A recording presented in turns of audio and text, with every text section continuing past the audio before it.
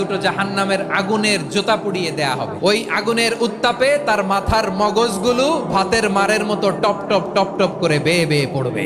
জাহান্নামের অবস্থা এত ভয়ঙ্কর হবে, জাহান্নামের ভেতরে লক্ষ লক্ষ কোটি কোটি কাফির মুশরিককে দেওয়ার পরেও জাহান্নাম বলবে আরো আছে নাকি, আরো দাও, আমার ক্ষুধা নিবারণ হয় নাই। জাহান্নাম এত উত্তপ্ত হবে, জ্বলন্ত হবে, ভয়ঙ্কর হবে, জাহান্নামের এক অংশ আরেক অংশকে খেয়ে ফেলবে। আল্লাহু আকবার। ফেরেশতারাও টালমাটাল হয়ে যাবে। জাহান্নামের রক্ষী ফেরেশতারা কি করবে তারা নিজেরাও বুঝতে পারবে না। কোটি কোটি মুশরিক কাফেরদেরকে জাহান্নামে নিক্ষেপ করার পরেও জাহান্নাম ঠান্ডা হবে না, শান্ত হবে না, বলবে হাল মিন মাজিদ, আরো আছে নাকি, আরো দাও।